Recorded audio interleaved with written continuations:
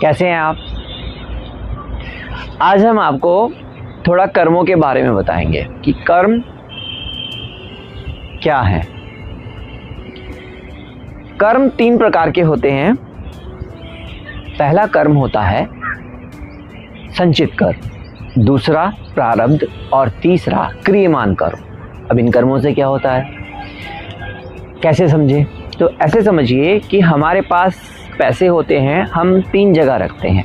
पहले पैसे हम बैंक में रखते हैं, वो हमारा संचित कर्म है, इकट्ठा किया हुआ, कई जन्मों का इकट्ठा हुआ जो कर्म है उसको संचित कर्म कहा जाता है। वो हमने बैंक में रख दिया। उसके बाद उस बैंक में से हमने कुछ पैसे निकाले और अपने पॉकेट में रख लिए, यानी कि इस जन्म में यूज करने वाले प्रारब्ध कर्म है वो। अब वो अच्छे हैं बुरे हैं वो हमने अपनी पॉकेट में रख लिए।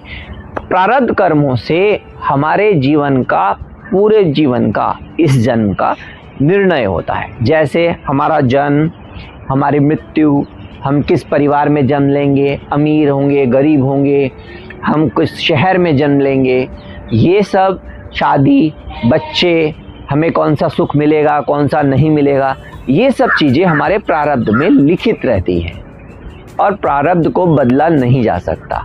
लेकिन सद्कर्म, सत्संग, नाम जप, कीर्तन, अच्छे कर्म, इन सब अच्छे कर्मों से हम अपने प्रारब्ध के जो दुष्प्रभाव हैं, उनकी जो दुखों की जो गति है, उसको थोड़ा कर्म जरूर कम कर सकते हैं, लेकिन उसको ख़त्म नहीं कर सकते।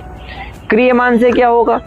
क्रियमान कर्म जो हम अभी कमा रहे हैं, ये हमारी अभी की कमाई है।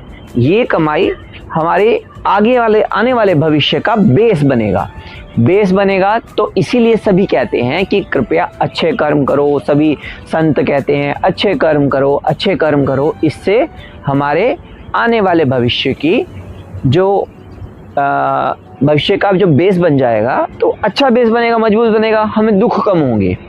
यहाँ पर जो सारा खेल है वो सुख का और दुख का है, और वो सब निर्धारित होते हैं हमारे कर्मों से। तो अगर आपको सुख चाहिए आने वाले भविष्य में, अच्छे कर्म कीजिए, सिंपल सी बात है। और यदि आपको परेशानियां उठानी है तो आज मज़े लीजिए, लोगों को धोखा दीजिए, उनके पैसे मारिए, है ना, परेशान करिए लोगों को।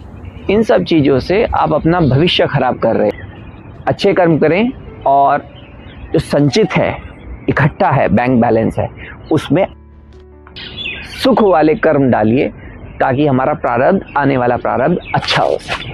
धन्यवाद। जय श्री राम।